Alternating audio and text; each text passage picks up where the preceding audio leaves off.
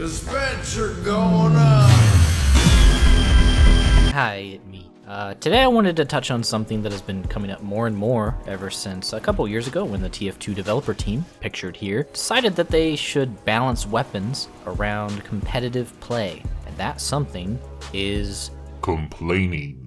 A lot of people who play TF2 seem to have this assumption that when any weapon gets nerfed, it's automatically a bad thing unless you personally don't like that weapon. And here's the thing, yeah, some weapons don't really deserve to get nerfed, and some weapons do. And at the same time, some weapons deserve to be a lot more viable than they currently are. Well, which players should be influencing what deserves and what doesn't deserve? Well, to put it simply, the best players should. To put it more complicatedly, balance in TF2 and most high skill ceiling video games for that matter should be balanced around the highest level of play first. In other words, we should always be looking at a weapon like this. If it's balanced for the highest level of play, it will be balanced for everything else directly underneath it. I decided to nickname this philosophy Trickle-Down Balance. The name borrows its etymology from trickle-down economics, or more commonly referred to as Reaganomics, which was introduced during his presidency in the 80s. Without getting too political here, the whole concept of trickle-down economics was that tax breaks were given to the wealthy so that corporations would spend more money on giving back to their workers in pay rises, hiring more people, etc., etc. Now, while the name and extremely basic concept is similar, Reaganomics actually has very little to do with trickle-down balance, but you can use this existing concept to draw parallels to how it should work in TF2. You balance a weapon at the highest point of its skill usage, and as a result, everything beneath it should be absolutely fine. To quote Greg Street, a design director on League of Legends, which, despite what you might think about the game, has both a thriving casual and competitive scene, he says, "It's worth pointing out that the more skilled players, and especially professionals, are the best at breaking your game, as they'll be better at exploiting balance problems." Now, on paper, this concept seems pretty simple, but as you'd expect it to be when it comes to a game with over 100 weapons and millions of players, it's not that simple. This bell curve is a pretty accurate estimate of what the skill level of TF2 players should be. As you can see, the number of average skill leveled players is pretty high. That's why it's called an average. And then on each end, you have the very low skilled players over here, usually people who are either very new or are just inexplicably bad at TF2. Then you have the heavy hitters, the ones who have thousands upon thousands of hours in the game and have mastered movement, aim, and game sense to the point of near perfection. You know, Professional gamers. as you can see, the most common players are not Professional gamers. So as a game developer, why would you balance anything around the lowest common denominator of your player base? And that's where we whip out the magic word compromise. This is where things can get tricky. You have to balance around the highly skilled people who are more likely to use a certain weapon to the point of breaking the game, but you also have to take into consideration the multitude of other players who will also be affected. You have to make these people happy, but also keep these people from taking that thing and burning everything to the ground with it. Sometimes literally. It's not easy, but it is totally possible. So let's get into some more recent examples. The base jumper. In the last wave of balance changes, the TF team has been doing this awesome thing where they also list the reasons behind the change to a weapon, which makes it easier to understand their thoughts on how that weapon is intended to be used. This is what they said about the base jumper. Players often complain that the base jumper is frustrating to fight against because the target is simply too hard to hit. Right away, about 80% of the TF2 community was all like, huh? Because when you see someone using the base jumper in a pub, this is usually what happens.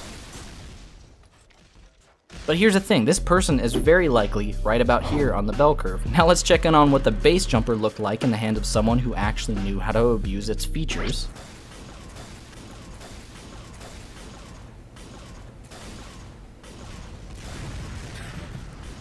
You guys can actually try and hit him. Okay. Fuck off. So what the TF team means by this statement is that this parachute caused way too many problems in the hands of someone who was using it to its full potential. So they removed the ability to redeploy it midair and reduce the air control by about 50%. Done and done. But did this negatively affect the rest of the TF2 player base? No, it didn't, because Joe Schmo TF2 pub guy over here wasn't doing this to begin with. It's like literally impossible. He was doing this.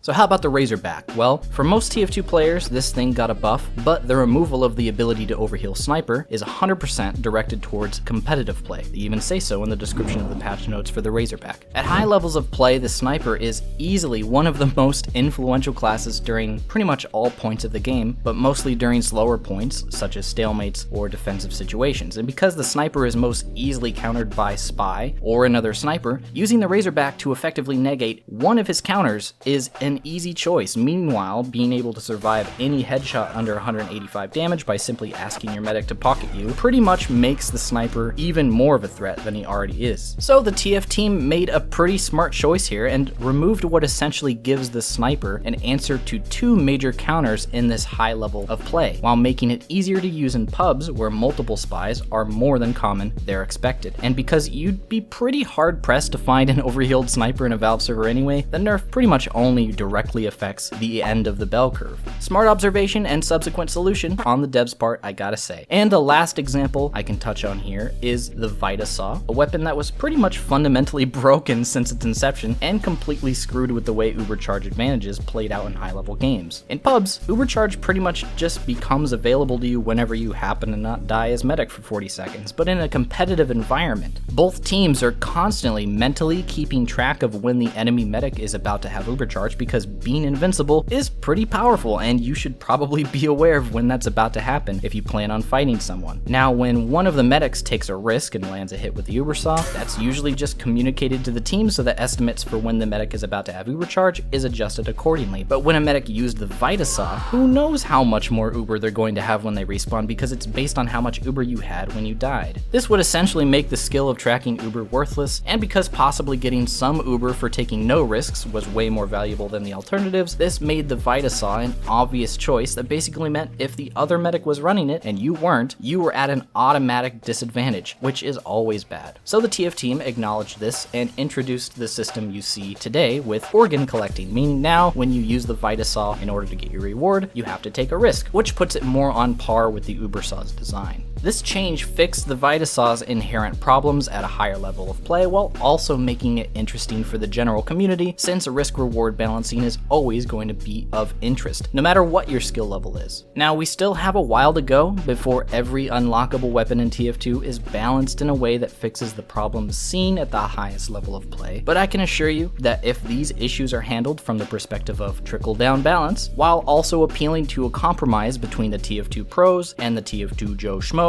we might very well find ourselves in a world where no weapon needs to be banned in tournaments and every weapon, class, and playstyle has a place and function. So I hope you learned something from this video. I personally think that game balance and weapon viability is one of the more interesting topics to discuss when it comes to TF2. And while we're on the topic of learning new things, how about I teach you a little bit more about Discord? I know if you've seen the last few videos, you've probably already heard all about it. This is the last time I'm going to mention it, I promise. You can go to my personal Discord, which I think is one of the best Uncle Dane communities / TF2 communities on the planet, and you can go check it out by making your own Discord account if you don't already have one, and just type in the URL discord.gg/Uncle Dane, or just click the link in the description of this video. Thanks very much for watching, and I will talk to you nieces and nephews next time. Bye bye.